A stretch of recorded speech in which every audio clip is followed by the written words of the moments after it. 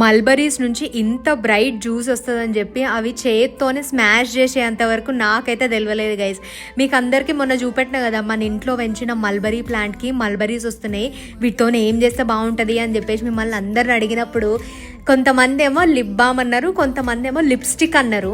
So మనము lipstick కొంచెం కష్టమే కానీ we can do lip tint with it అని అనిపించింది నాకైతే. ఎందుకంటే అవి తెంపేటప్పుడు నా ఫింగర్ కూడా ఇట్లా పింక్ కలర్ అవుతుంది. సో నాకు అనిపించింది ఓకే ఇది బాగానే వర్కౌట్ అయ్యేటట్టుంది లిప్ టింట్ లాగా అని చెప్పేసి.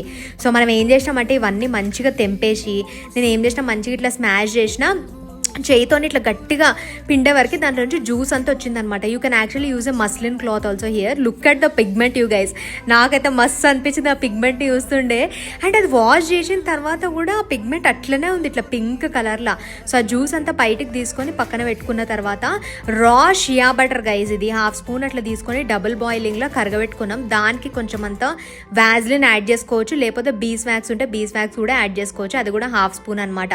డబుల్ బాయిలింగ్లో మంచిగా లిక్విడ్ లా గానే ఈ జ్యూస్ ఏదైతే ఉందో దానికి యాడ్ చేసినాము. అండ్ ఈ విటమిన్ ఈ క్యాప్సూల్స్ ఉంటాయి కదా మనకి మెడికల్ షాప్ లో దొరుకుతాయి, అది ఒక్కటేస్తే సరిపోతుంది. అండ్ ఇది లైట్ గా స్టిర్ చేయడం స్టార్ట్ చేయగానే గట్టిగా అయిపోతూనే ఉంటుంది గైస్. సో అది కొంచెం లిక్విడ్గా ఉన్నప్పుడే మీరు డబ్బాలు వేసుకుంటే బెటర్ అనమాట. నేనైతే అది గట్టిగా అయిపోయిందని చెప్పి చేయితో తీసి ఈ డబ్బాలు వేసిన. ఇప్పుడు నన్ను తిట్టకూరి ప్లాస్టిక్ దాంట్లో వేసినందుకు.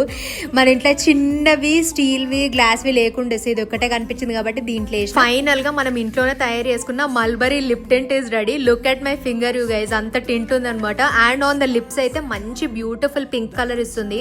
మీరు ఎప్పుడైనా ట్రై చేసిరా మల్బరీస్ తోనే లిప్ టింట్?